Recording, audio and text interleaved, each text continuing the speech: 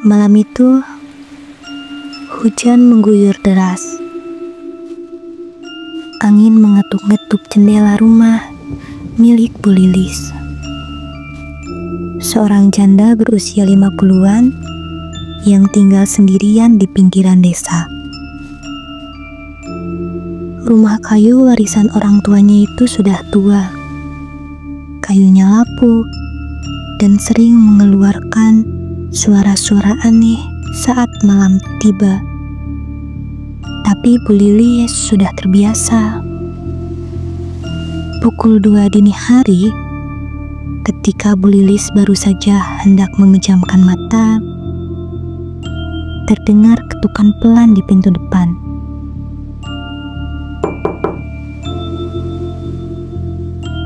Awalnya Bu Lilis mengira itu hanya suara ranting tertiup angin. Tapi suara itu kembali terdengar. Kali ini lebih keras. Dengan jantung berdebar, ia turun dari ranjang. Ia melongo dari serat tirai. Tapi tak ada siapapun di luar. Siapa malam-malam begini? Gumamnya. Ia ragu membuka pintu. Tapi ketukan itu terus berulang. Sampai akhirnya ia memberanikan diri membuka pintu sedikit saja. Di depan pintu berdiri seorang gadis kecil mengenakan gaun putih yang basah kuyup oleh hujan. Rambutnya panjang menutupi wajah. Ia menunduk.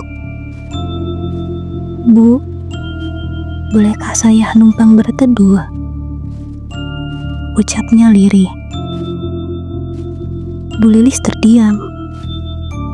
Anak kecil, tengah malam, di tengah hujan. Ada sesuatu yang aneh, tapi nalurinya sebagai ibu mengalahkan logika. Ia mempersilahkan gadis itu masuk.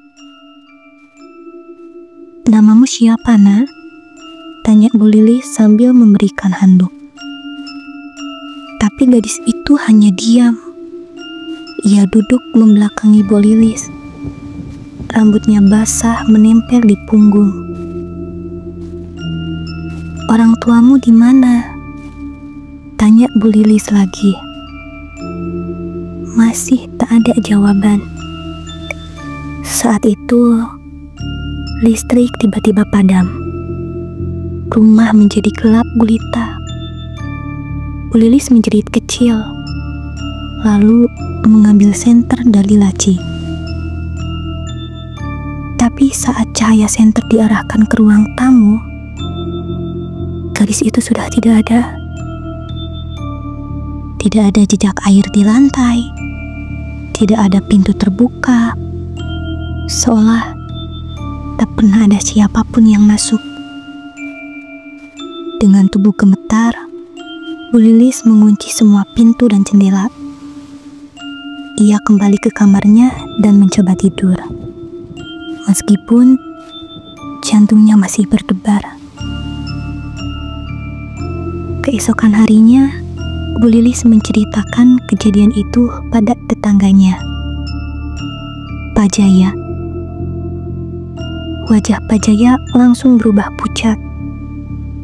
"Bu Lilis, rumah ini kan dekat bekas sumur tua ya? Dulu, sekitar 3 tahun lalu, ada anak kecil tenggelam di situ. Namanya Sari. Ia hilang saat bermain. Dan jasadnya baru ditemukan seminggu kemudian. Pakai gaun putih juga," kata Pak Jaya. Bu Lilis tercekat. "Sumur itu yang di belakang rumah?" Pak Jaya mengangguk. "Sudah ditutup, tapi orang-orang bilang arwahnya belum tenang."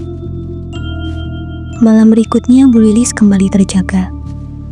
Kali ini bukan karena ketukan, tapi karena suara anak kecil tertawa. Tawa itu datang dari dapur. Dengan senter di tangan, Bu Lilis berjalan pelan ke dapur.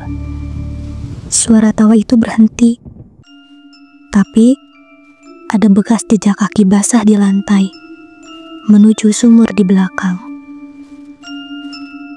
Pintu belakang rumahnya terbuka sendiri. Dengan ngeri, Bu Lilis menutup dan menguncinya cepat-cepat. Tapi saat ia berbalik, gadis kecil itu berdiri di belakangnya. Wajahnya pucat, matanya kosong, dan dari bibirnya yang biru membeku, ia berkata, "Saya kedinginan, Bu. Bolehkah saya tinggal di sini selamanya?" Bu Lilis menjerit dan pingsan di tempat. Keesokan paginya, Pak Jaya datang karena Bu Lilis tak kunjung keluar rumah. Ia menemukannya terbaring lemas di lantai dapur. Setelah sadar, Bu Lilis menceritakan semuanya. Pak Jaya mengajak Bu Lilis menemui seorang kuncen desa, Mbah Salim. Setelah mendengar cerita itu, Mbah Salim hanya mengangguk perlahan. Anak itu belum menemukan jalan pulang. Ia meninggal dalam kesendirian. Dan karena Bu Lilis satu-satunya yang memperhatikannya, ia merasa Bu Lilis adalah ibunya. Mbah Sali pun datang ke rumah Bu Lilis. Malam itu membawa dupa, bunga, dan segelas air kelapa muda. Ia melakukan ritual pelepasan arwah. Tapi saat ritual hampir selesai, angin kencang bertiup dari arah sumur. Api lilin padam, dan tiba-tiba suara kecil itu kembali terdengar. "Aku tidak mau pergi. Aku mau tinggal di sini dengan ibu." Lalu terdengar suara tangis yang memilukan. Mbah Salim menggenggam tangan Bu Lilis dan berbisik, "Jangan ikut suara itu. Jangan jawab." Tapi Bu Lilis tak tahan. Ia menangis dan berkata, "Maafkan Ibu Sari. Pulanglah dengan tenang." Dan saat itu, suara tangis itu berhenti. Bau melati yang tajam memenuhi udara. Sejak malam itu, rumah Bu Lilis kembali tenang. Tak ada suara ketukan, tak ada tawa anak kecil. Tapi sesekali, saat hujan turun di tengah malam, Bu Lilis masih suka menaruh satu handuk kecil dan secangkir teh hangat di dekat pintu. Bukan karena takut, tapi karena mungkin Sari akan datang lagi. Bukan untuk menakuti, tapi hanya ingin merasa seperti anak-anak lain. Punya rumah, punya ibu.